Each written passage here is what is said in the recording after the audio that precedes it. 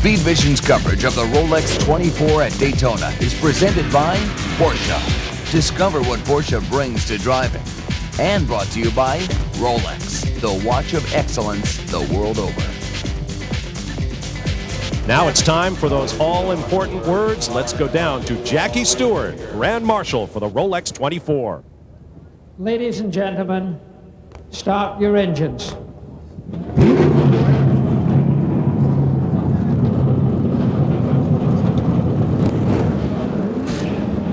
And so they have come alight. Every kind of engine imaginable. V6, V8, V10, and V12. Straight fours.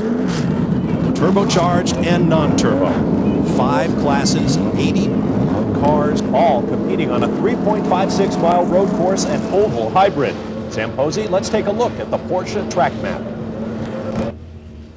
There are 5 turns and a couple of chicanes. That chicane at the top of the screen obviously slows the speed onto the banking on the east end of the track, so the big bank turns are actually taken flat out.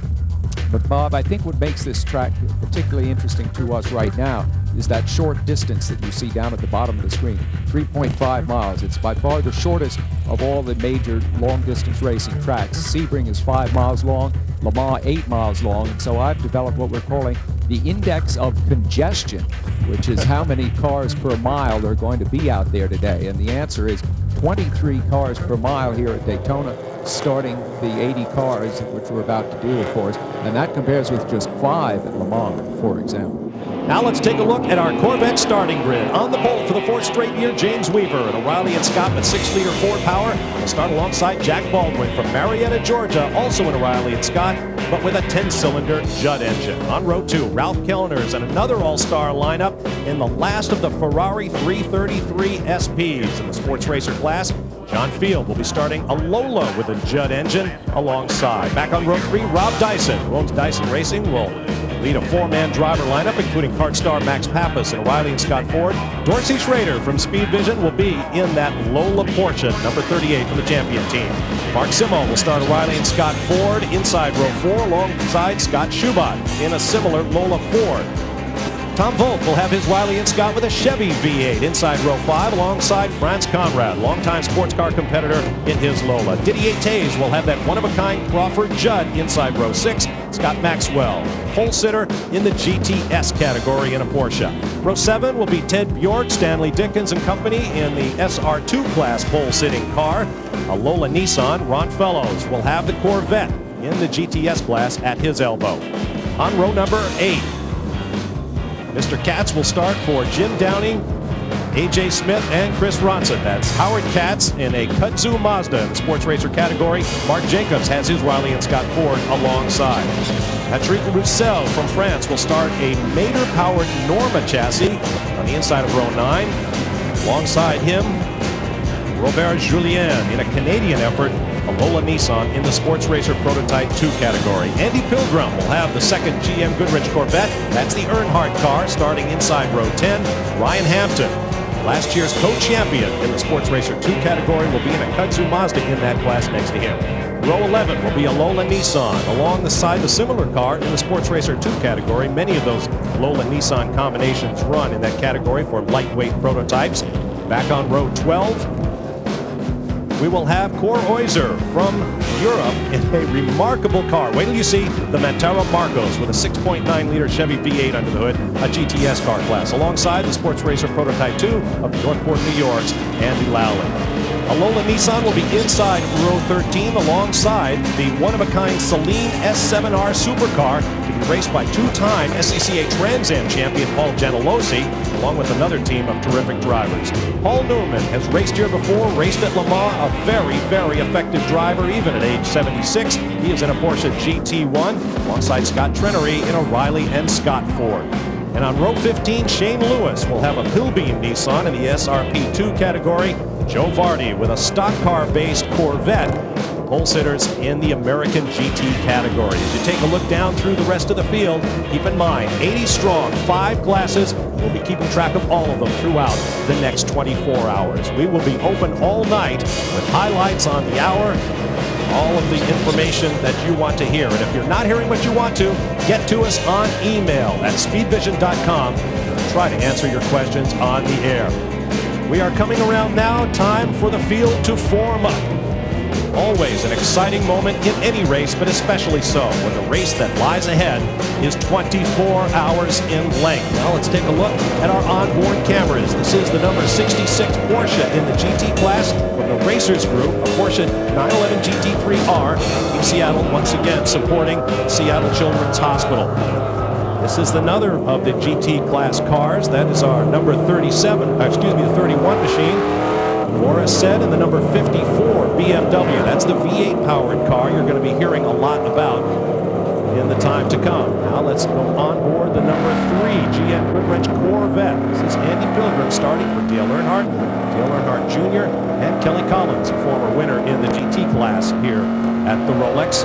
This is the number 2, the sister car from Ron Fellows, Chris Neifel, Frank Freon, and Johnny O'Connell.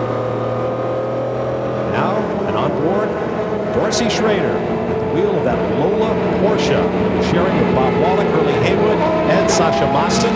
This is the number 12 Ferrari. Ralph Kellner's winner at this race, driving with Alan McNish and company. The green is out. James Weaver leads them across, and the battle is joined immediately 3 wide as they head for 1.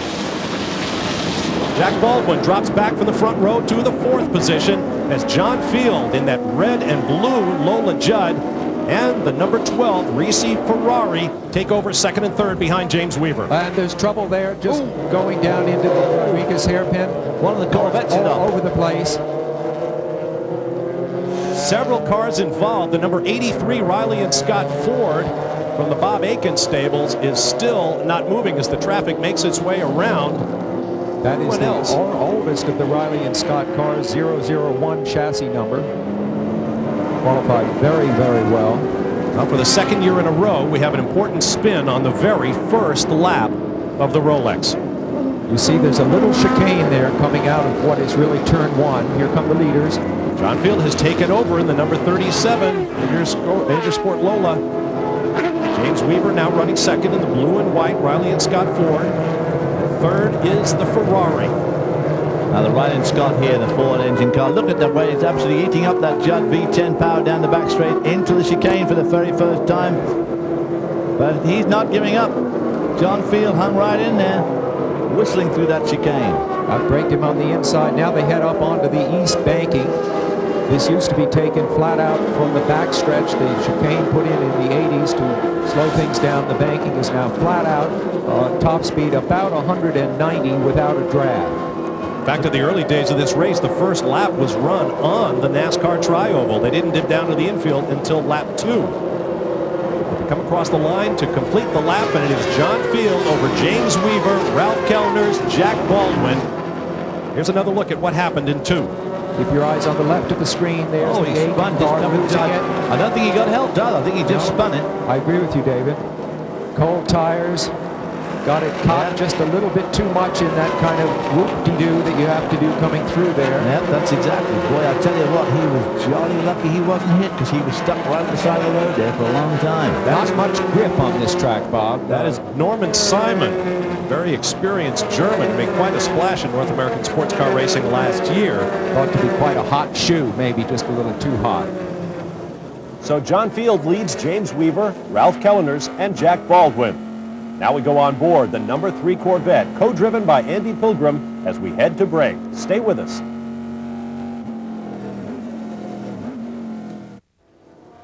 Bob Marshall along with David Hobbs, Sam Posey, Calvin Fish, and Andrew Marriott. Glad to have you with us. And we've got a great battle up front. That's Ralph Kellner's in the red number 12 Ferrari, leading James Weaver, the pole sitter for this race, in his Riley and Scott Ford V8. And just behind them is John Field, now 3rd in that number 37 Lola Judd. And these cars are very, very evenly matched as Weaver gets held up by slow traffic.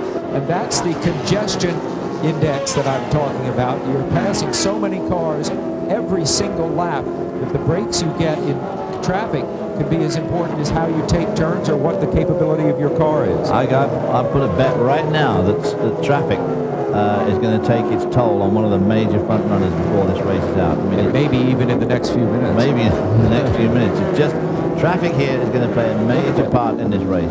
Look at it right there, David. Your point exactly is exit the chicane out onto the east banking. What it needs is one of those guys to just miss you in the mirror and squeeze you up into that wall. And these somewhat fragile sports racer prototypes, not like a Winston Cup car, they can't go lean those things on the wall. And with 5 classes in this race at the same time, many of the other drivers are battling for their class lead too. So absolutely. They're not going to just move over and give you a ton of room. Now let's take a look at what can happen in the chicane if you're not very careful. This is Cass Whitehead a couple of laps ago out of Gainesville, Georgia, in one of the Sports Racer 2 category cars with perhaps an assist from James Weaver. Around he goes. Very neat front end that we had a close look at there on the low of the Sports Racer 2 to give them a pretty good downforce, but a lot slipperier, which they need with the less power. Here's the Andy Pilgrim in the car co-driven by the 2 Earnhardt, father and son. They're about to be lapped by the leaders, and this group is racing. As you can see, there's a lot of cars here on that stretch down from the horseshoe under the banking, and the leaders are going to have to weave their way through this furiously dicing group. that Corvette, number 3, of course, driven by the Earnhardts as well, is the subject of probably most of the attention of the crowd, which is a wonderful crowd here this year. Whoa, look at that. Boy. Kellner's putting the frighteners on Kellner's ass successfully so by the look of things.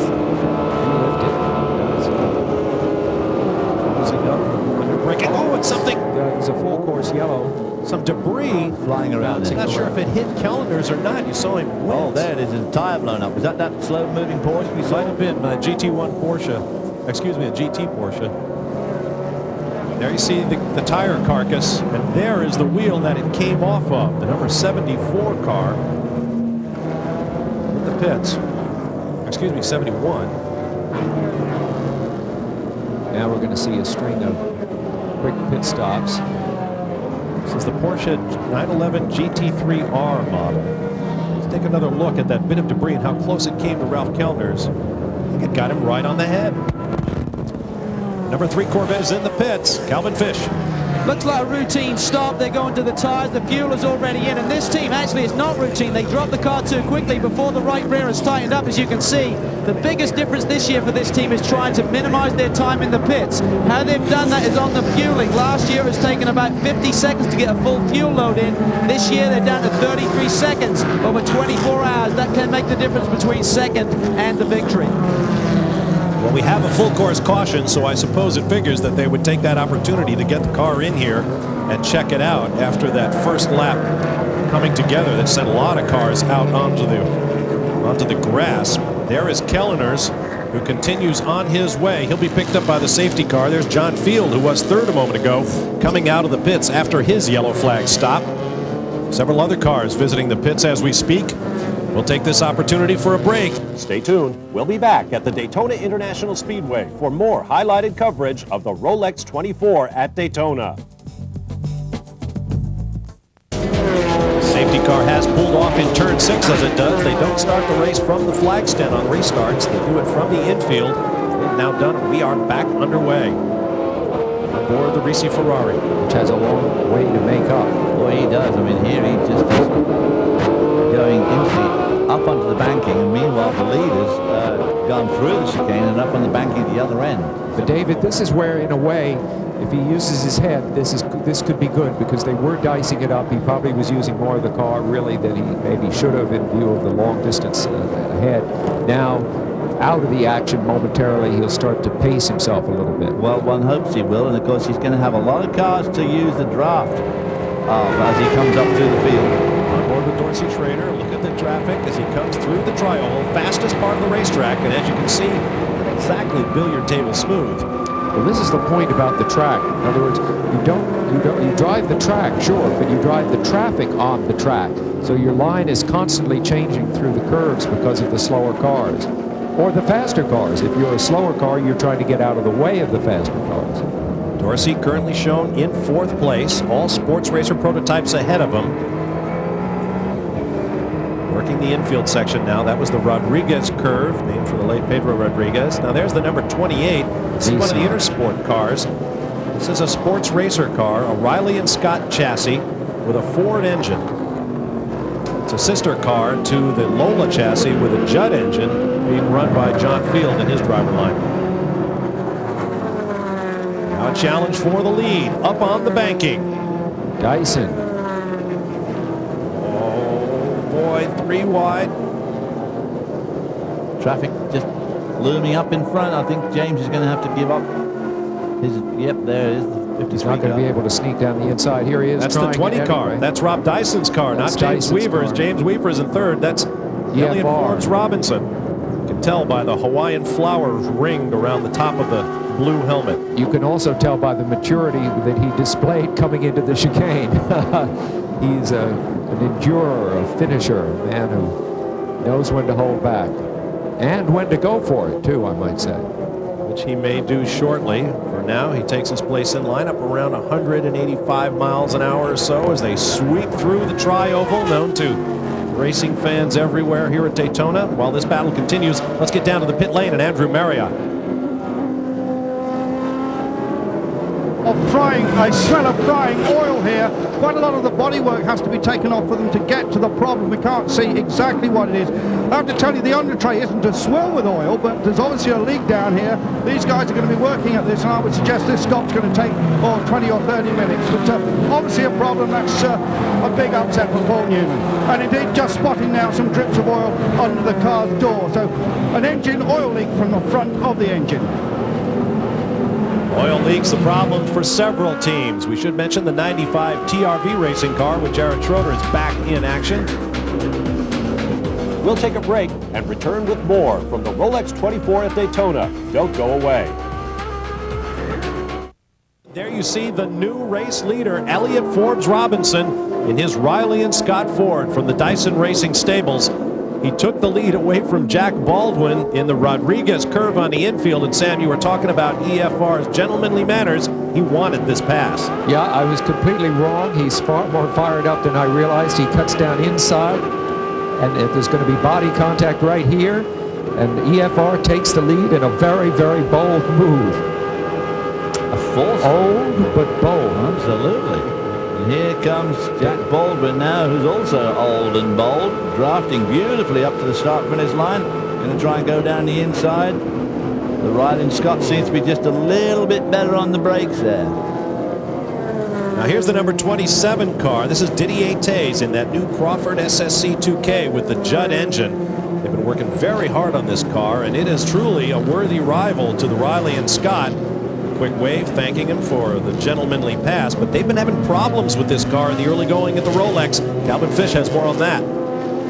We believe, Bob, that they've actually been back to the paddock and changed the gearbox on that car already. Now, in the practice days, they're actually practicing that issue. A la Yost at Le Mans, they're trying to get that rear end change done as quickly as possible. I didn't see the completed effort, but they had the rear end off in about a minute and 30 seconds, so very quick. But they only have 2 gearboxes. They're down to number 2, so their fingers will be crossed for the next 23 hours or so.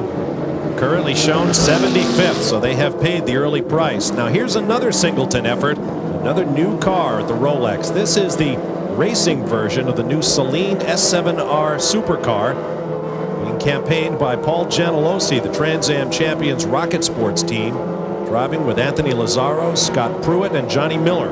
Gentilossi had a coming together with the wall precipitated by interaction with a slower car during qualifying, so that set them back a little bit, but the car is coming along now.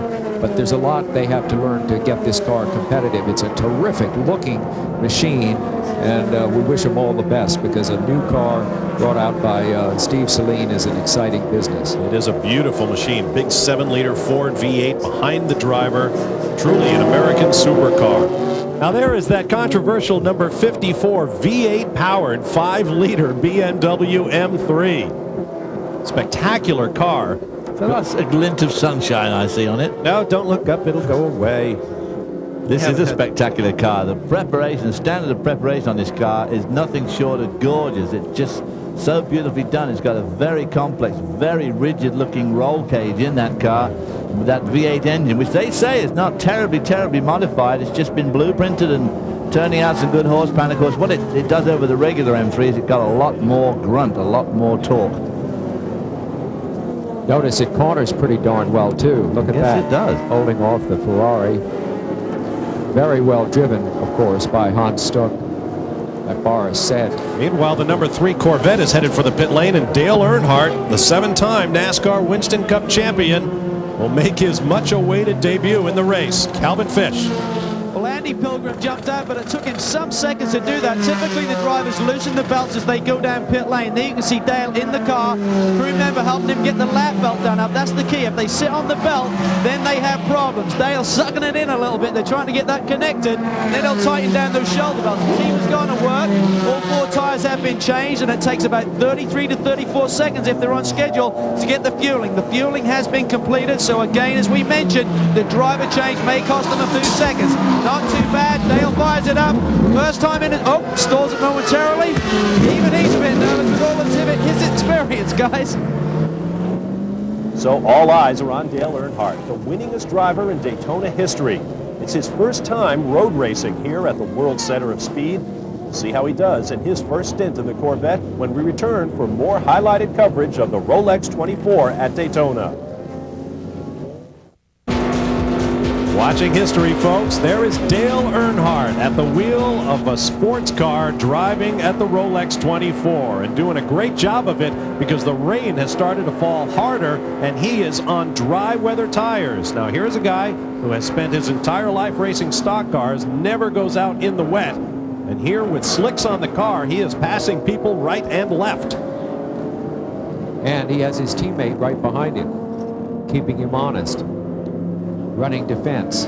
Now we must keep in mind that Dale Earnhardt is a very good road racer. He's had tremendous success in the NASCAR events at Sears Point, where he has won, and at Watkins Glen as well. He is not a novice when it comes to turning right, but this is a very different mechanical combination. The transmission is very different from the Jericho style one they use, just slamming it into gears without the clutch.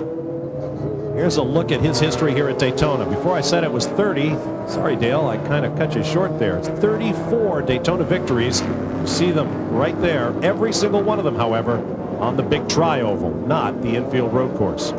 Well, I think this is a man that everyone feels has an extraordinary talent plus attitude. His approach toward racing is aggressive. Everybody knows that. We have word he's pushed a couple of guys off the road.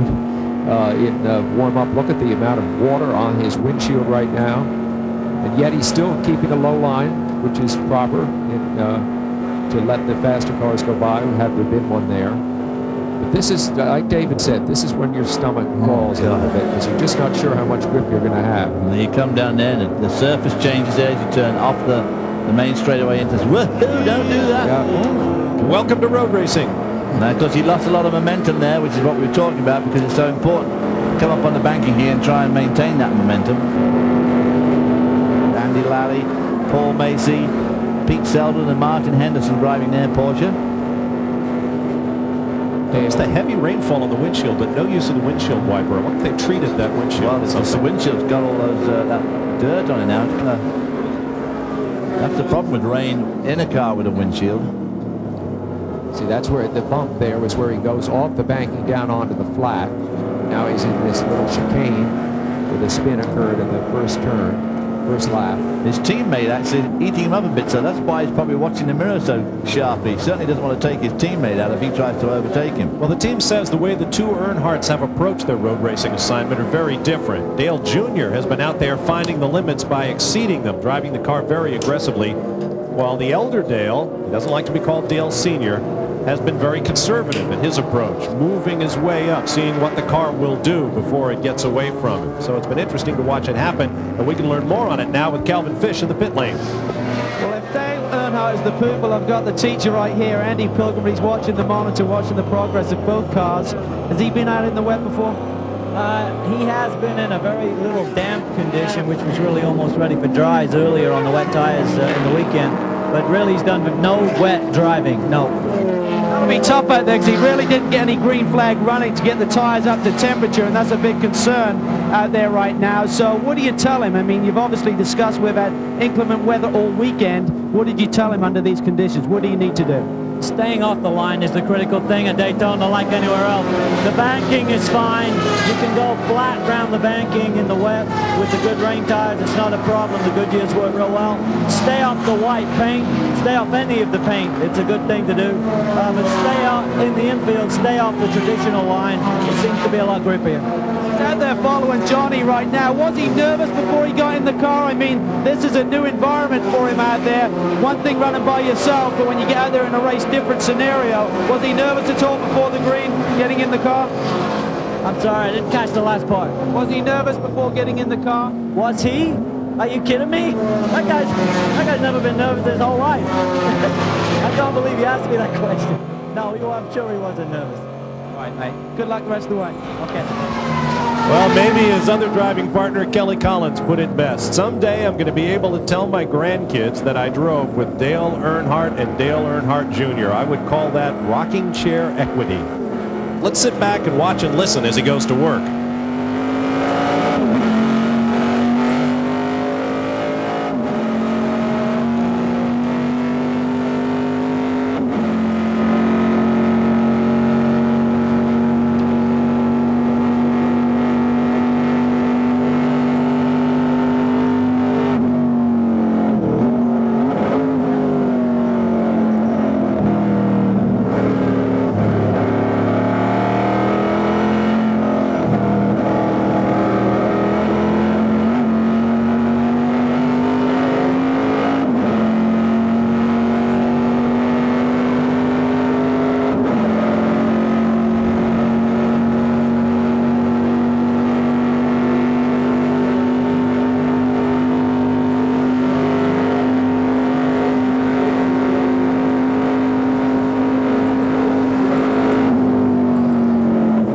I would say he seems very, very smooth out there. He's got the look of a long-distance racer, a guy who's already thinking way ahead. He's not engaged in trivial little battles. Here's the Celine car. Ooh, left rear. Left destroyed. Rear. We think Scott Pruitt in that car right now. By the way, Dale Earnhardt just passed Kyle Petty's Porsche in a battle of NASCAR stars here at the Rolex 24. We'll take a break and return. As Earnhardt continues his work, he'll be in the car for at least one stint, perhaps more. Stand by for more from the Daytona International Speedway.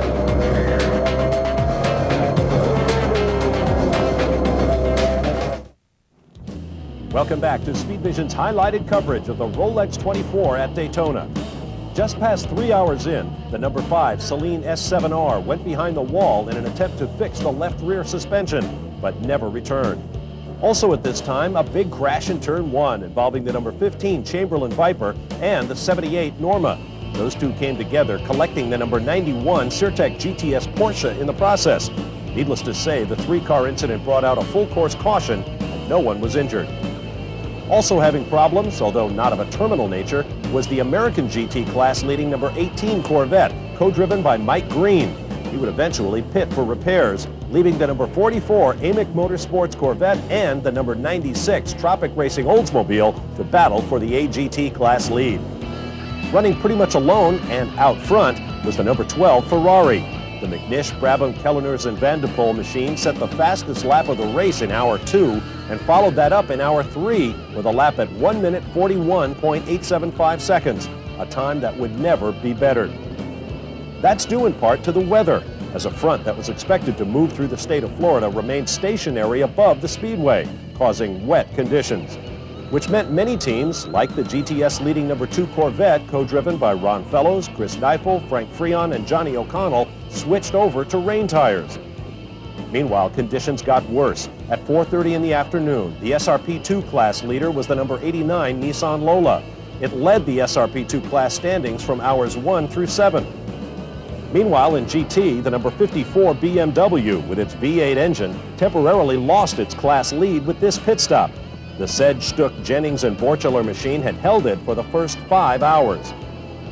That enabled the number 31 White Lightning Racing Porsche to take over the lead in GT, which it held through hours 6 through 12 before handing it back over to the 54 BMW. This wasn't the only story going on in the GT class, however. Now there you see the number 43 going around, and of course around these parts 43 means just one thing, a Petty. This of course is Kyle Petty. As you see, the car started 54th, currently running in 37th position. Kyle is the second driver from the team to get in, sharing with Leo Hendry Jr., Gianluigi Buitoni, and Peter Barron, who started the car. The overall running order at the top of your screen as we watch Kyle going up onto the banking he knows so very well. He's steering with one hand.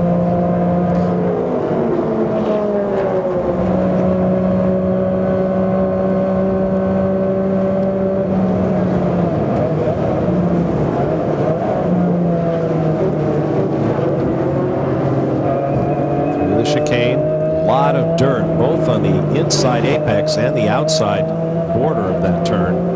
Been a lot of rain showers on and off over the last couple of days here at Daytona. The grass is quite wet. Kyle doing a good job through that chicane there because he was keeping up with that SRP car in front of him. I'm not sure whether it's a 1 or a 2, but it should be better than him through that chicane, and he was right with it. Now he's got to the straightaway or the banking. It's pulling away from him a little bit, but he did a good job there holding on to it through that chicane. The SRP cars are the sports racer prototypes, the marquee cars in the class, open cockpits, big engines, lots of aerodynamic tricks, and a lot of tire on the road. The sports racer prototype lights cars are less powerful, lighter in weight, perhaps more nimble. They provide a great battle of their own. Then the GT categories of GT-S, GT, and American GT. Ooh, a little extra steering input there for Kyle. All in a day's work. 3.6 liter flat 6 non-turbocharged in the GT categories. We'll take a quick break and have a new team of announcers joining you as we continue with our highlighted coverage of the Rolex 24. Rick Benjamin is up next when we return. Quite unusual circumstances for you today, though, Kyle. Raining, turning left, traffic. Must be a bit different, huh? Big difference, bud. Believe me, I never practiced in the rain, and we're out there, and they said, "Is it too wet?" And I said, "Hey, man, Roger, I don't have a clue." Roger Hawley, the crew chief, I said, "I don't have a clue. First time I've ever been in the rain in my life, and I'm up here in between 3 and 4, running 170 miles an hour." But I tell you what, Leo and those guys gave me a chance to drive this.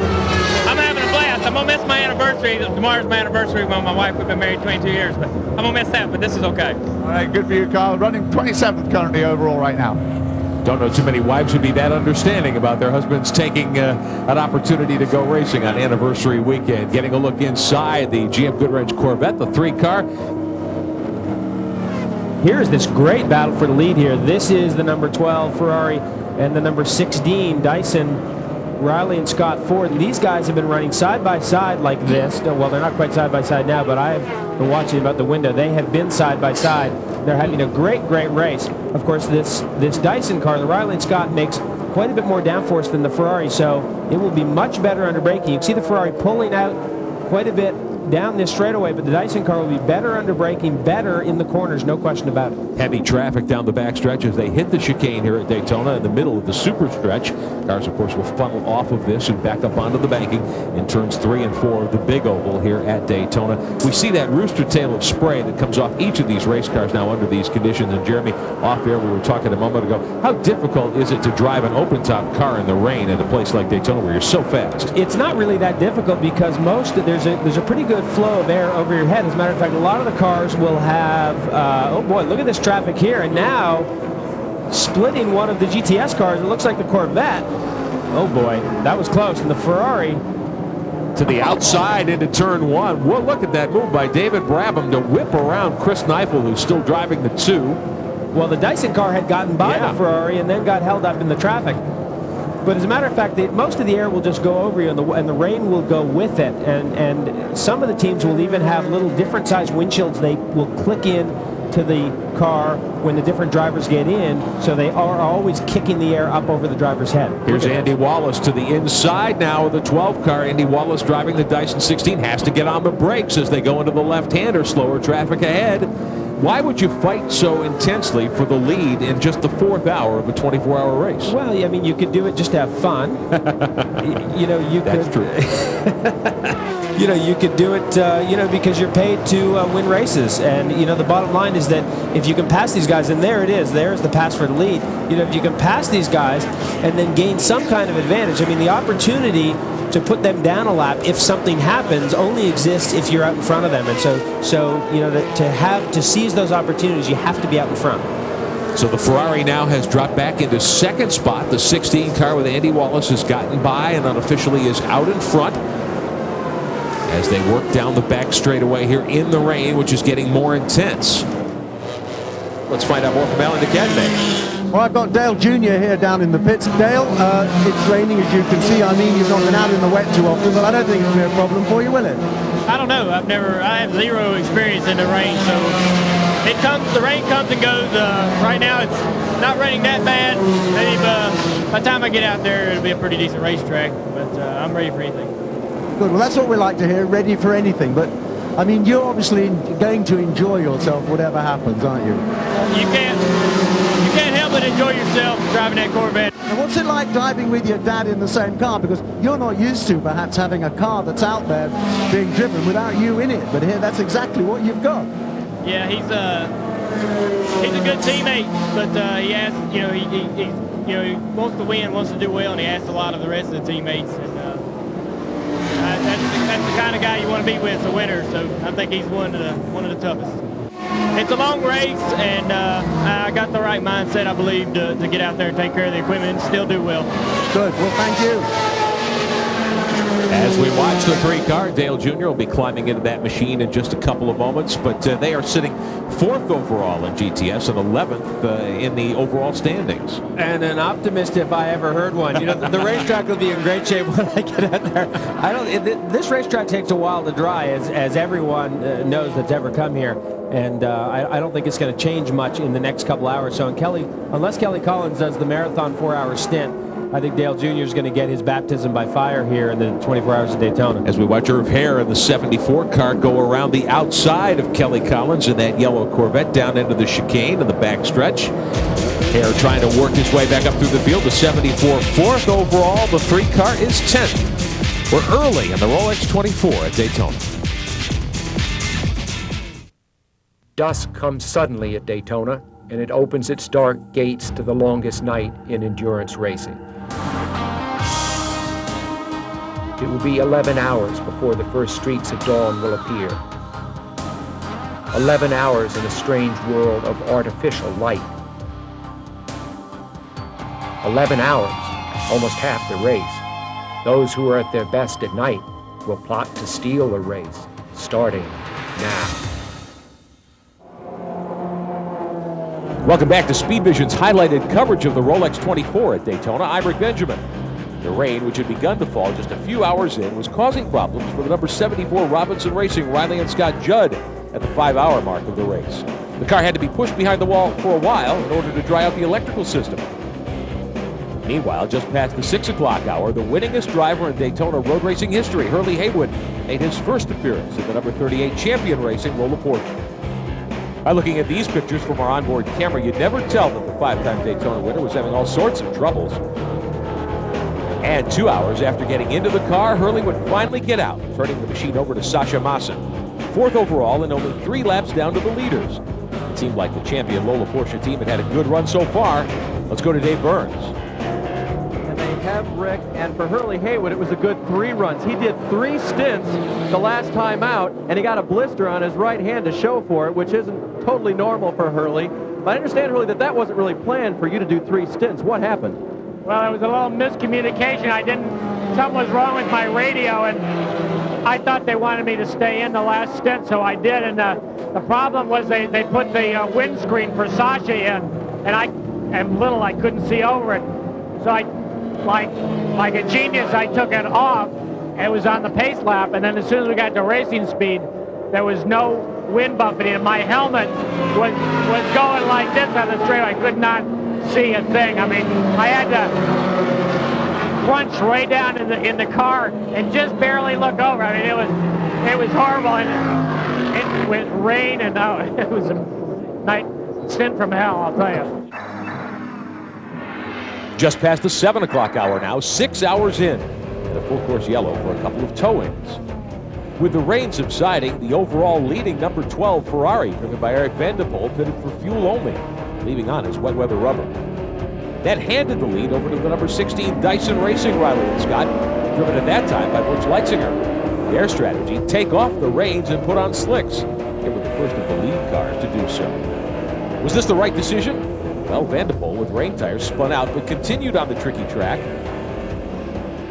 Leitzinger on dry weather slicks, he looped it immediately after leaving pit lane, but he would continue without incident. It was also at this point Dale Earnhardt Jr. climbed in for his first stint behind the wheel of the Corvette.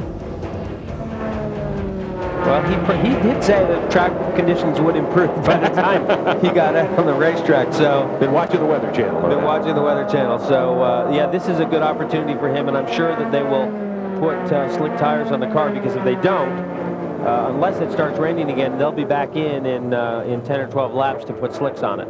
And Alan, I think you're there. You can update us. Yeah, they have actually put slicks on this car. They took those steaming wets off it, and he's got fresh slicks on there.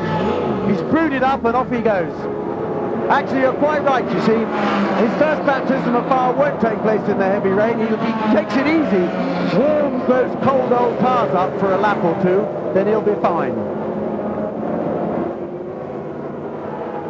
And it'll probably take Junior about, there he goes. Oh, he goes spins around. There he goes.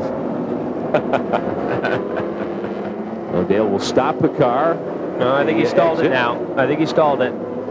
But these cars will refire quite easily. They're designed to do that.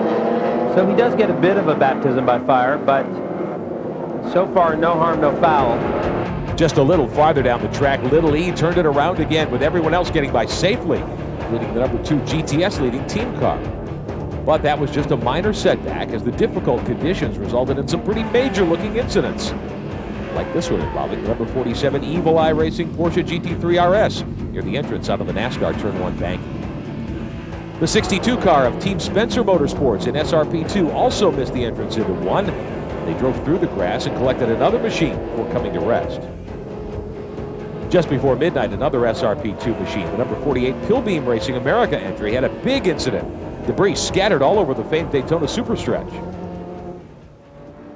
Meanwhile, the number 16 machine, which had taken over the lead at hour 4, held on to the top spot as the race neared halfway. As we head to break, let's take a look at our class leaders. Greg Kramer is up next, and we'll be back with plenty more from Daytona.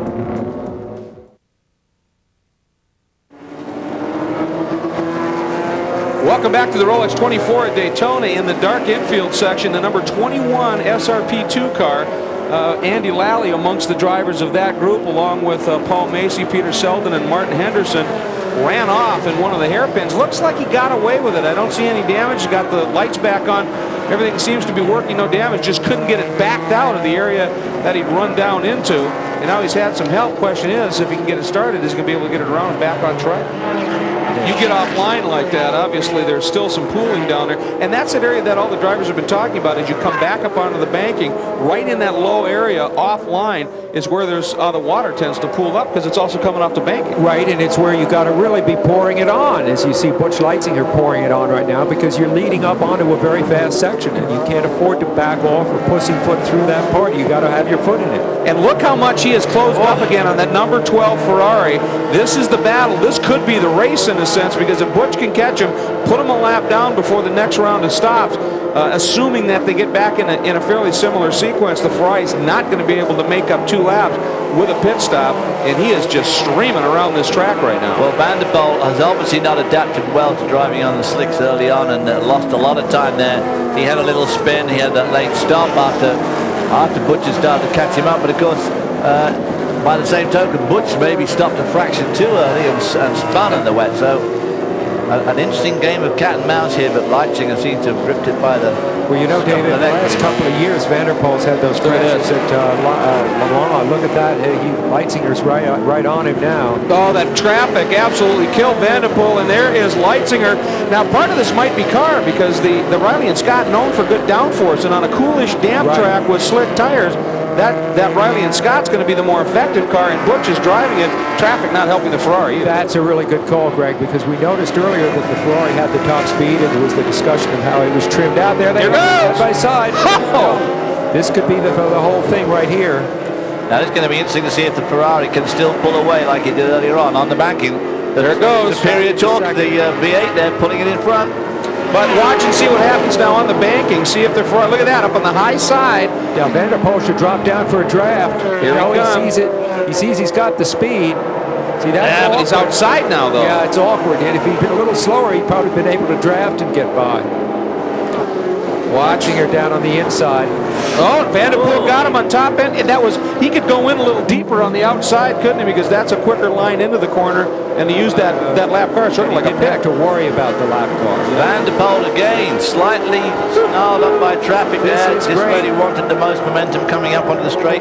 David, have we ever seen racing any better than this at Daytona? This is, you know, after coming up for 7 hours, this is two of these cars have already done a long way. Look at that. Now Red, watch white, and blue. Watch under braking down in here. Downforce helps you brake. See what happens here. Plus traffic.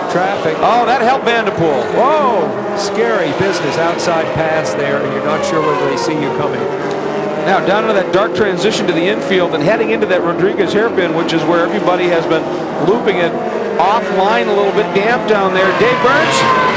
Hey Greg, I just talked with Pat Smith down here, and Pat says that Butch is definitely not on a mission. He says he's out there running his lap times. It's a long race. We all know that. But he says the 12 just came back to him, so they're really happy with the way the car's performing, but they haven't sent him out on any kind of a run down the 12 mission. Oh, sure. We believe that. We'll believe anything. Well, it was a very effective casual set of laps that he put together. Yeah, right. This is great. We'll take a quick break, and when we come back, we'll have more highlighted coverage from the Rolex 24 at Daytona. Don't go away.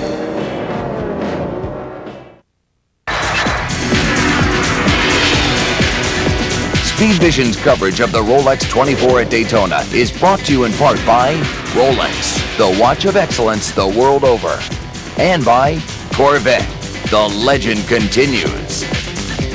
Welcome back to the Rolex 24 Hours at Daytona. Major problems for the champion Porsche. Had been running up in the top 4 or 5. Looked like it was a potential threat for the win, but they pulled it behind the wall. A lot of smoke coming from the back of the car when Sasha Masson brought it into pit lane, and the smoke still continues to come from the left bank on this turbocharged engine. They've kept Sasha in the car. He's in radio communication. They've got flashlights. They're trying to determine where the problem lies, whether it's on the external or whether it's internal with the engine. They've got mechanics pouring all over this. Once you pull it behind the wall, you can put as many mechanics on the task as you have on the team, literally, and they're just working feverishly to try and determine exactly what's wrong. See the oil pressure there? It's all running along, and there, it's just starting to drop out there. And then within 3 seconds of that, things looks like it's probably seized. Yeah, I would say so. Let's take a look at some overall highlights. At the start, dry. Not exactly sunny, but at least dry. But watch what happens to Ralph Kellner. Watch his head. Boom, a little piece of debris that was launched. Didn't look like it was too heavy, and he was able to continue on. James Weaver in the number 16 Dyson car established the lead early. They've been so dominant here. Kelly Collins, the number 3 car he shares with Dale Earnhardt, fuel pickup problems, and Kelly tried to push it into the pits on his own. Here's a driver with some determination and a crew responding very quickly. Alan McNish, they just done some brake work, didn't get a tire located right, off it came. They recovered, in the battling between the number 12 Ricci Ferrari and the number 16 Dyson car was great until this moment. Overheating, serious damage to the number 12 Ricci Competizione Ferrari.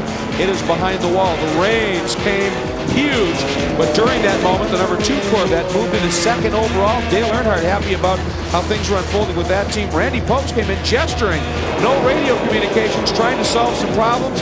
Even so, that number 31 White Lightning Porsche has continued to run up front. Then another big moment here. Tony Dudek got on board after a spin, but the car got sideways, clubbed by the 09 American GT entry. Both of those drivers okay as well. Another frightful moment here. And then Andy Wallace, after he took over from James Weaver, just built the margin. Now James Weaver back behind the wheel of the car. And Dale Earnhardt has just crawled out of the number 3 Goodwrench Corvette, and Kelly Collins will be getting on board. Dale Earnhardt put in an absolutely stellar driving stint in some very abysmal conditions, turning some very quick laps, and now they turn the chores back over to Kelly Collins. who is also very, very talented, certainly in these conditions. They're topping up some of the water in the car. There's a good look through the window of Kelly. Currently running 4th overall, 5 laps behind the 3rd overall car, but lapping significantly quicker, of course, per lap, as that 3rd overall car is a GT category car. And Kelly Collins underway, very routine, and this is going to be fun to watch. Yeah, nice routine stop for these guys, and there is Dale Earnhardt Sr. getting on the radio. I guess he wants to talk to Kelly about something. And sometimes during the pit stop, there's time to talk amongst the drivers to, you know, give someone a little hint or tell them a little bit about the car, but this is actually the better way to do it, to get on the radio. He's definitely chatting away right now. See if we can listen in here.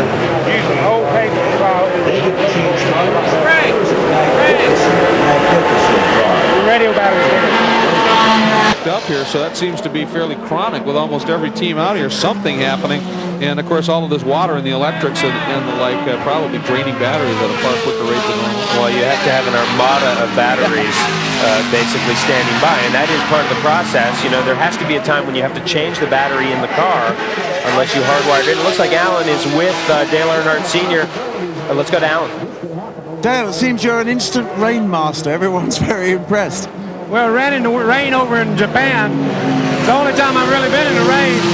A little bit at Watkins Glen on a tire test, but the car's just awesome, man. It'll do what you want to do. Just don't overdrive it. I was using a lot of the old pavement, a lot of the NASCAR corners. Very slick getting back on the NASCAR corners. It's a good race car, real good race car. You look like a happy man, though. You've obviously had the time of your life out there. I was wanting to stay in there another stint. I was ready to go another one. Good. Thank you. Well, and he obviously, just watching him the way he kept ripping by and continuing lapping, he's having a great time out there, but obviously it was his time to get out. Kelly Collins now on board, Jeremy, and there's a driver with some serious skill as well. We're going to watch the lap times here as we watch this battle as the number 3 Corvette trying perhaps to claw its way up into that top 3. Kelly could just be the guy to do it.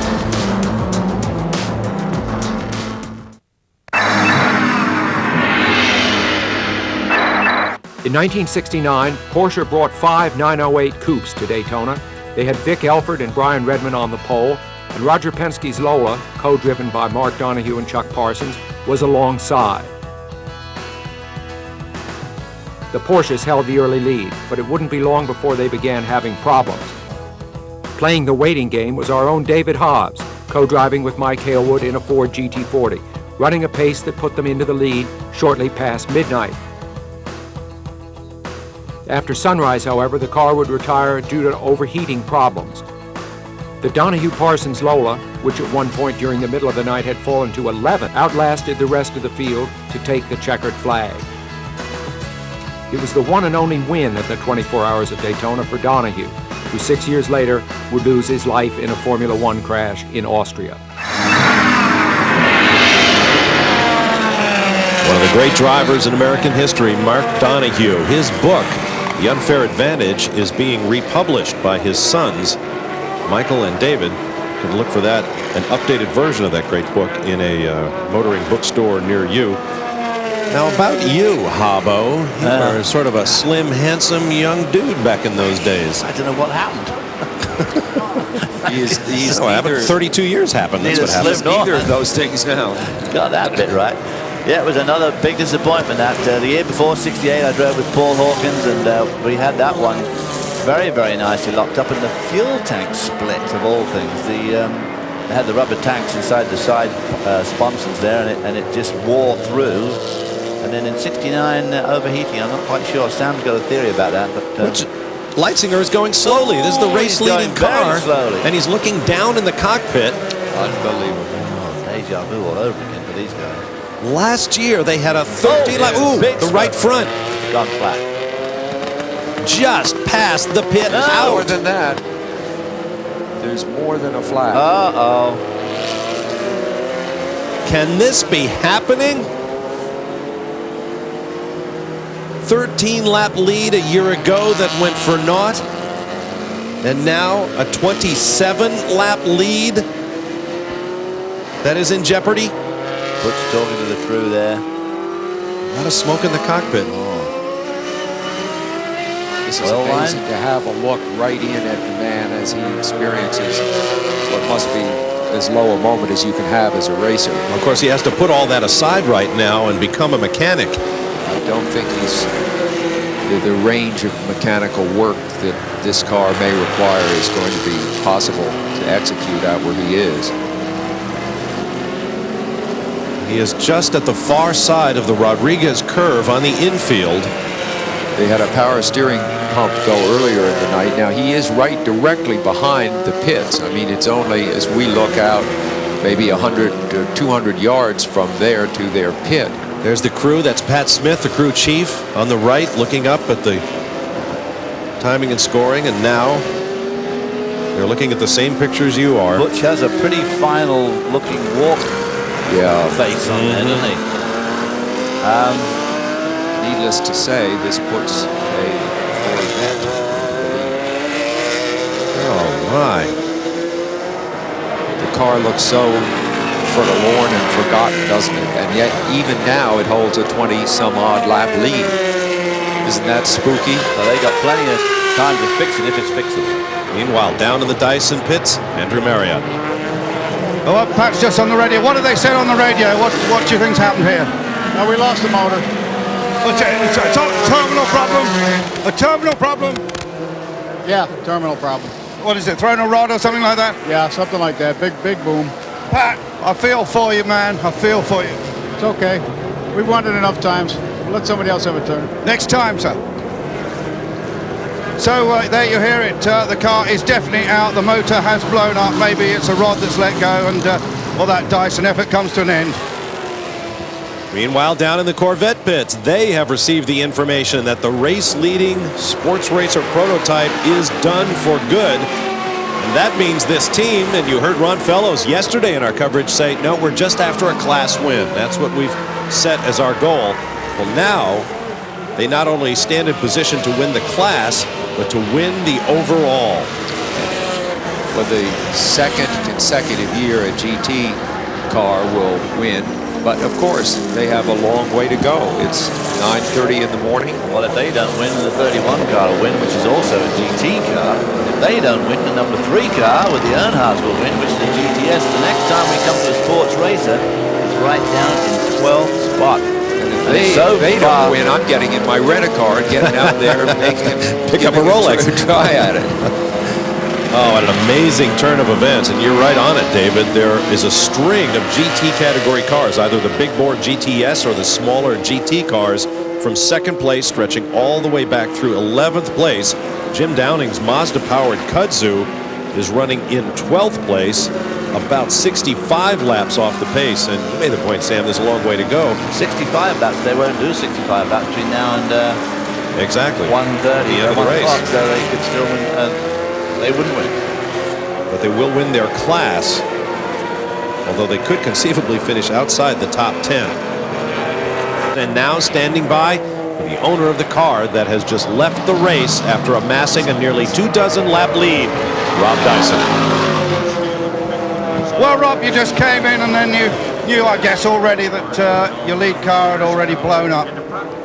Yeah, I made it through I came through into the International Horseshoe and I saw Butch parked there. And where it was parked, I knew there was something serious. And we have a rule, we don't talk about the other cars, but I called in and said, hey, what's the story? And they told me that an engine let loose on a main straight and he pulled it over. Some words for those 3 great drivers that did a wonderful job out there. Well, they're great guys, you know. I'm only sorry that the engine didn't hold together. We can pull it all together. It's extremely disappointing. It's an honor and a privilege to work with these guys. Yeah, I mean, with Butch, we saw you there commiserating with him, a really nice moment and an emotional moment too.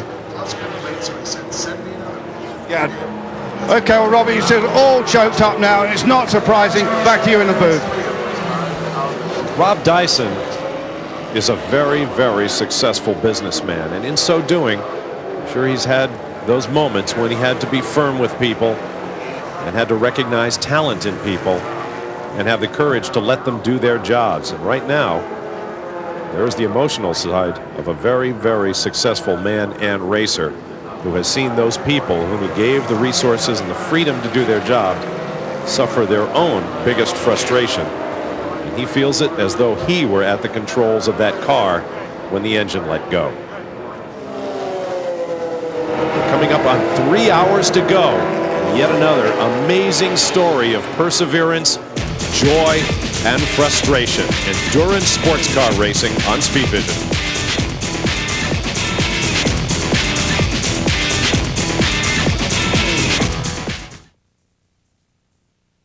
Here's our Kumho Tires race recap, and perhaps we should call it the Kumho Rain Tires race recap because it has begun falling heavily again here at Daytona International Speedway.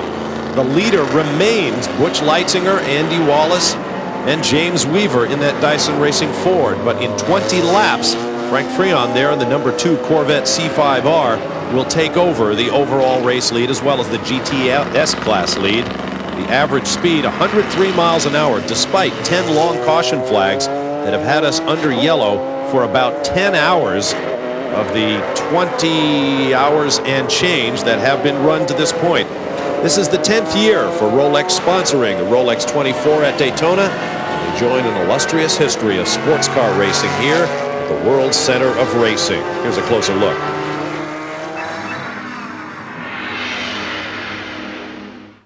Sports cars have been a part of the racing landscape at Daytona going back to the days of speed trials on the beach. American and European sports car drivers were more than willing to put their best efforts up against the American stock car drivers in a race against the clock. When the new Daytona International Speedway was built, sports car racing was not left behind. One of Speedway founder Bill France Sr.'s closest friends was the Jazz King, Paul Whiteman, and Whiteman was quite the sports car enthusiast.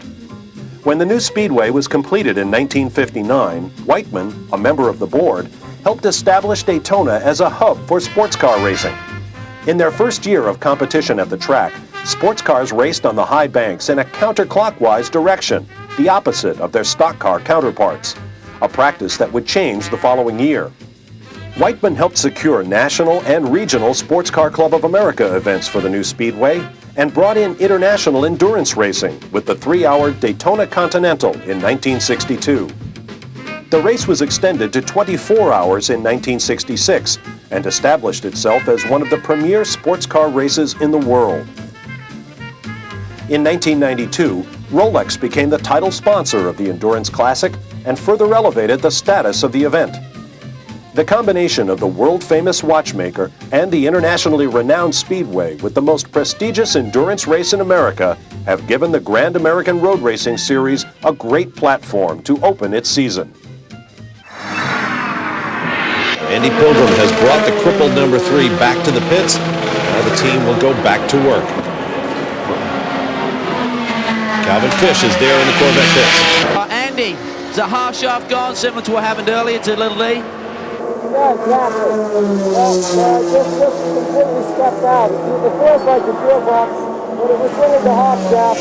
I'm pretty sure we were really lucky to be able to turn it back. I kind of idled it back, and as long as I kept kind of moving the steering to one side, it kept hooking up. So just lucky to get back. Is this something you anticipated? I mean, with the wet conditions, there's typically less strain on the rear end, but, you know, wheel spin maybe grabbing a little bit. Is that the concern?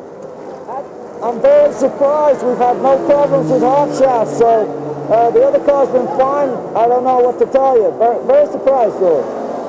Well, Cal, as you can imagine, there may be some concern with the team that the other car may suffer a similar problem. But it's funny how sometimes you'll have these events, identical cars. One car will have problems, the other one will be, you know, trouble-free for 24 hours. So we'll wait and see what happens to the two machine.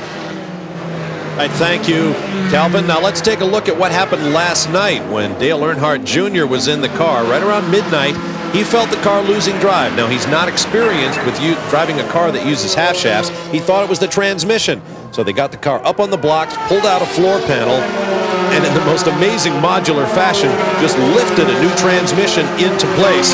When they fired up the car, the wheels started spinning. They realized it wasn't a transmission problem at all, but actually a broken half shaft. So out on the wall came a half shaft, just like you see that one back on the pit wall at the back of the picture. When that repair was made, the car went back on its way. So ironic that once again, You see that half shaft sitting on the wall, protected by latex surgical gloves. Ron Fellows has been with this team since the beginning of the project, doing much of the development driving along with his great mate Chris Neifel. He was with the team when they picked up their first victory at Fort Worth, Texas last year. Now they're in position to take the biggest win of all in North American sports car racing here at the Rolex 24. There in the Dyson pits, they see all that hard work go away as the car is passed officially, and the Corvette from the GTS category assumes the race leadership. A spectacular story that is yet to completely play out.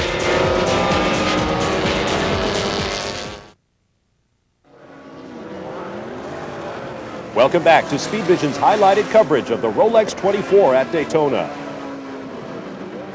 And down the pit lane, Calvin is standing by with it as a very, very joyous moment in a very difficult race for Team Seattle. Take it away, Calvin. Well done, kids. You're about to celebrate here, buddy. You complete this lap and you'll hit the $1 million mark for that children's hospital. Yeah, we're elated, Calvin. Just absolutely elated. When those two cars go across start-finish right now, over 5-year effort, that's $1 million for our children's hospital in Seattle. Team Seattle represents the most beautiful city in our nation and the most accommodating children's healthcare facility in the nation, Seattle Children's Hospital. We love our city. We love Speed Vision, Daytona Speedway, and Grand Am. Couldn't do it without you guys. Every single dime of that money goes to Children's Hospital to look after little kids like Cammie here. So thanks so much. Everyone at Speed Vision congratulates you on your whole effort here today. Thanks so much. You guys are top notch, top notch. Well, thanks, boys. Little Cammie has been through a lifetime of medical treatments, and we're glad that the team is able to help defray that for her and other kids who could use help in Seattle. I know Cammie wanted to visit her favorite racing driver this weekend. That happens to be Kyle Petty. I know Don was going to try to make that happen. I wonder if it ever did. She certainly looks like she's having a great time. Now the number 2 car is in the pits, and they're...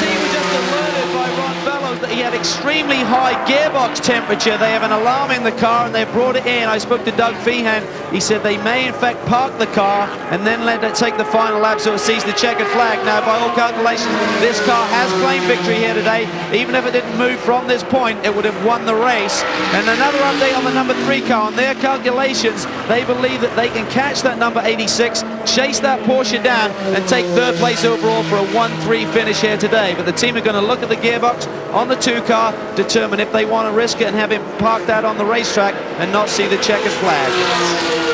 Actually, what I think they ought to do is shine it up and get ready to push it across the finish line if they can. Do a Dan Gurney at the very first race here, and of course he parked his car, bit of quick thinking there, parked it on the banking, then just cranked it over the line on the start, because in those days you did have to cross the line. Absolutely. How big a win will this be for the Corvette team? They have won before a couple of times last year in American Le Mans Series action, including the Petit Le Mans last year with an absolutely fabulous pass. Got by one of the Vipers with just a couple of laps to go in the dark. The last time Chevrolet had even a class win in the Rolex 24 was back in 1984. Terry Labonte, Gene Felton, and Billy Hagan in a Camaro.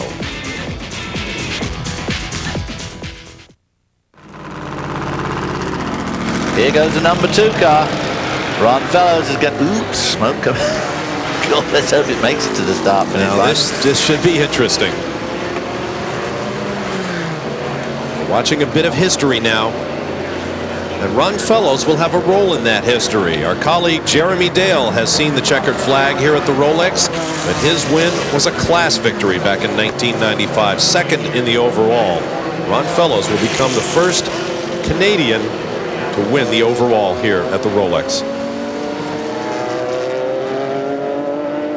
There's the 2nd place overall car, the number 31 Porsche.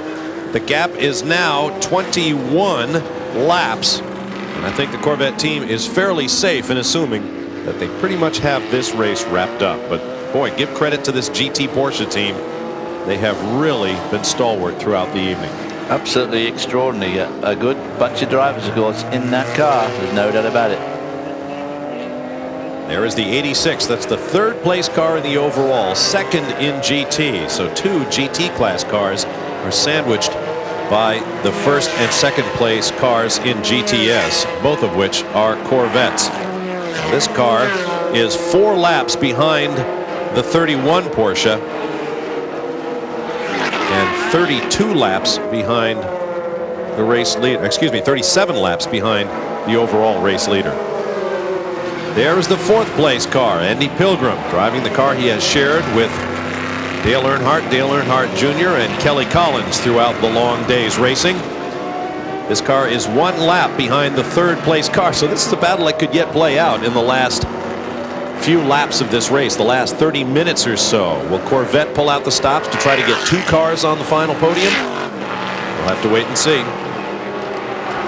In 5th place, 5 laps behind the 3 Corvette, is the number 56 Porsche, which includes 3/5 of the driver strength winners in GT last year.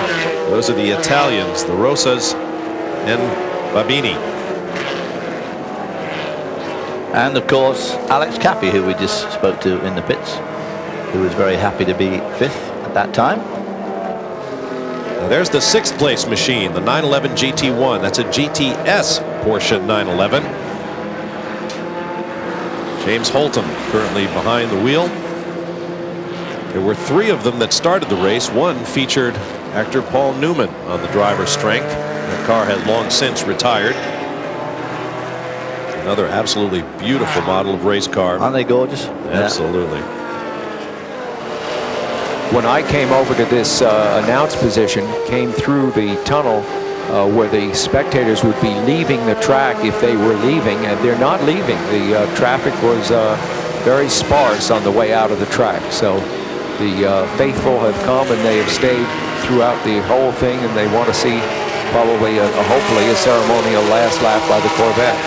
I would have to imagine that they will get that as we watch this battle for position both in the overall and in GT. We believe that is Darren Law from Phoenix, Arizona, going underneath Peter Barron to take away the spot in a battle of GT Porsches.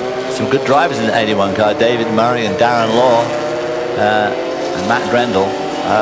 Darren Law. Don't forget Kurt Wagner, who was one of only 3 Americans to win the Worldwide Porsche Cup.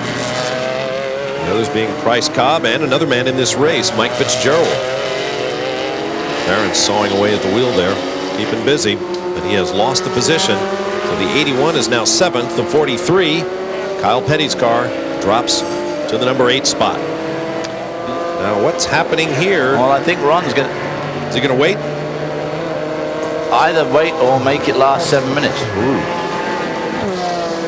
Where is he? Just to do. He's just before the chicane. It's a strange place to stop. It's a strange place to stop voluntarily, isn't it? Yeah. Unless he's running ahead of schedule. Maybe he thought that would take 7 minutes if he went round slow enough, but he's got around too far. Perhaps they've just told him over the radio to wait it out. Now the Corvette starts to move once again. More they go up onto the banking. Look at the track behind them now. Troopers on the highway. No one wants to pass. Makes you think of the Ferrari finish where they had 3 abreast. Porsche finishes through the years. Crew with the 31 car on the pit wall. That's Linda Popst on the right. We've never seen 2 American cars. Of course, they're not running 1-2, but take the flag together in just this way. A couple of state cops on the highway. No one wants to pass. Oh my goodness. A very slow procession. And think back to 23 hours and 58 minutes ago. Yeah, I do. It appears that this will be it. Sam was talking about Nigel Mansell, who slowed his Formula One car on the final lap of the race, thinking he had the race in the bag.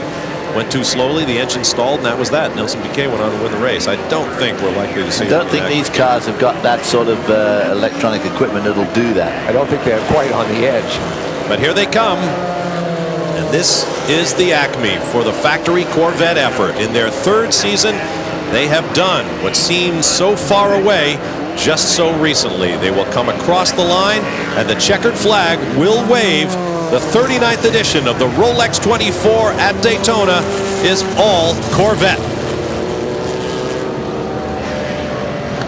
Ron Fellows and his crew, Chris Neifel, Frank Freon, and Johnny O'Connell go into the record books, the Roll of Honor here at the Rolex. And now it's official.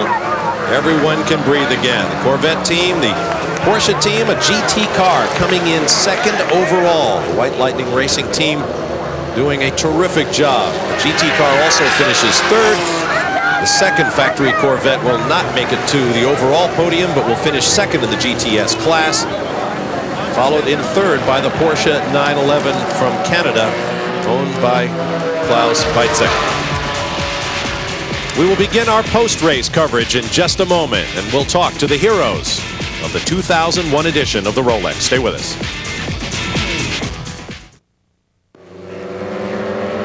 Welcome back to Daytona. The traditional celebratory waving of the flags by the hard-working corner workers, welcoming each car and driver home, first or last, having completed the Rolex 24. Now let's get down to Victory Lane and Calvin Fish. Well, Ron Fellows has driven the vet into Victory Lane. It's been a long, hard road for these boys, but he is one happy camper. He punches the roof of that vet. It's been a long day for these guys. I'm going to try and get a word with him. Ronnie, what a day for you boys. I'll get my helmet off going. He's going to take a breather. The rest of the team are already celebrating. Ron pulls the helmet off to one side. He can't believe it. I mean, these guys have been through it before. They came so close last year. And when you're out front, anything can go wrong, and they almost had the gearbox issue, but the car hung in there, Ron, and you guys just did a tremendous job, a great effort by the whole team. The Chevrolet camp, you got to be feeling one happy camper. This is pinch me, Calvin. Man, I tell you what, this is a culmination of a lot of people's vision, lots of people to thank. GM Racing, we have Herb Fischel, Joe Negri, Gary Claudio, Doug Feehan. This is a tremendous end to a 3 years of effort. And GM Goodwrench Service, UAW GM, Goodyear, unbelievable rain tire. I mean, the conditions out there, you talk about 10 minutes, that really had to keep you boys on your toes, no mistakes. Well, with this new Corvette's got a little more downforce, and I couldn't be happier with having a little more grip in these conditions. It was unbelievable. All the guys at Pratt & Miller, just a tremendous job. K-Tech, thank you. Man, this is tremendous for Corvette and GM Racing. There's one guy back here we're going to try and catch a word with here. Dale and the boys here, they came in second. There's Frank Freon we're going to try and catch. Andy, Dale, thank you. Great job, boys. I mean, it had to be a tough one out there for you boys driving around the track in those conditions. Yeah, definitely. The car was perfect right to the end. I mean, these guys did an unbelievable job. I mean, everybody in the team did a great job. Dale Jr., Kelly did an awesome job. The conditions, that's the worst Daytona conditions ever. These guys picked the worst one. Dale, tell us about it. New environment, teammates. You can't sit and drive the car all day like you'd like to. You got to let these boys do some work, and they did it for you. Yeah, once I got settled in about an hour and a half, I was just getting settled in and getting going this time to get out of the car, but I had a great time. Andy and all the team, Pratt & Miller, the Corvette guys, you can't say enough about these guys. They've really helped my road racing experience. Okay, congratulations, boys. Andrew Marriott, I believe you got Dale Jr. standing by. I've got Dale Jr. Dale, well, you've been in this winner's circle before, but not in circumstances like this. Yeah, I'm pretty excited, pretty happy for Ron and the rest of the two-car team. They did a good job, had an excellent race, man. They were flawless. We came up a little short, broke a couple half shafts, but we're still here and happy to be second in class. It'd been nice to get on the overall podium, but it was a good run. I mean, we just came here hoping to finish, and the better we did, the more we did, the more we raised our goals, and we got a little stingy, but we want to come back maybe next year if we can, and maybe every year. Heck, I'm here. Congratulations, well done. Thank you. Final margin of victory, 7 laps. Congratulations as well to all class winners. The Jim Downing machine in SRP. In SRP2, the Archangel Motorsports entry. In GT, the White Lightning Racing Porsche 911. And in AGT, the Kenny Bupp-owned Camaro, co-driven by Simon Gregg, son of the late sports car legend Peter Gregg.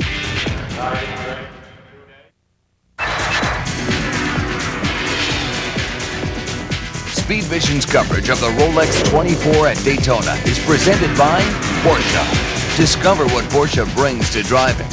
And brought to you by Rolex, the watch of excellence the world over. Welcome back. During the last few laps of the Rolex 24, there was that great battle for position between the number 81 and 43 Porsches for 4th in GT and 7th overall. At the time, we knew Darren Law was in the number 81, but it wasn't until afterwards that we found out that Kyle Petty was driving number 43. Following the race, we got Kyle's thoughts on that wild finish. I thought I was pretty decent through the chicane, and we jumped through the chicane and started through 3 and 4, and as we come through 3 and 4, you look over to turn 4, and there's looks like 15 or 20 cars running about 40 miles an hour, and we're running 160, just racing. As we come off, and we kind of sweep down into the middle of the racetrack, and we pass a couple of cars, and he goes back up into the racetrack like he's going to go to the high side. And I knew there wasn't any way to go to the high side, so I just stayed on the flat and stayed down below the yellow line where you're not supposed to be, really. And stayed all the way through the trioval and beat the Corvettes and everybody back to the line. And, you know, I'm thinking, man, they're going to find me for this because obviously I don't know the rules of sports car racing, or I would have fallen in line and had my picture taken like everybody else. But, you know, it didn't work out that way. We ended up picking up a position for, you know, for Leo and Henry and for Gianluigi, the other drivers and stuff. We had a great time. And I think what made it fun was not only the racing, it was the people. All the sports car people are just phenomenal. You know, I told them when I first got there, I was in a pit next to Rob Dyson. So I see Rob Dyson, and then I see James Weaver, and I'm thinking, man, that's James Weaver. You know what I mean? And he's just a god in sports car racing. So it was pretty cool just to be around those people. Will you do it again? Oh, yeah. I'd do it again. You know, I had so much fun. I'd probably do a 24-hour race every weekend if they let me. Here is a full field set of results. Pick the team and drivers that you've been following for 2 trips around the clock. Historic victory for Corvette, and the GT cars, particularly the Porsches, just seem to keep ticking right along. David Hobbs? Absolutely, like they have done for the last 30 years thereabouts. They just are such a winning car. They start off with the air-cooled engine, now they're onto the water-cooled, but so strong, so reliable. And, you know, we put a lot of store in that 38 car with Schrader driving it, our man Schrader, but unfortunately their engine let them down. But generally, Porsche, I'd say, came out of here looking pretty good. But Corvette came out looking extremely good. Year after year, it just boggles the mind. Some 80 cars strong, more than 300 drivers from around the world. And on Saturday afternoon, of course, they're all shiny and bright and new, and everyone is a potential winner. But then the stories unfold, and in the end, the cars are dirty, many of them are wounded, and only a select few drivers and teams find themselves right there in victory lane accepting their new Rolex watches. We're going to do something we don't often do here on Speed Vision. We're going to roll the credits of all of the people who have contributed to this historic flag-to-flag live broadcast. For the announcers, Rick Benjamin, Greg Kramer, David Hobbs, Sam Posey, Jeremy Dale, Alan DeCadney, Calvin Fish, Dave Burns, Andrew Marriott, and of course, Sandy Hang. I'm Bob Varsha. It's been a tremendous professional experience being here. We thank you for joining us for as long as you may have. So long, everyone.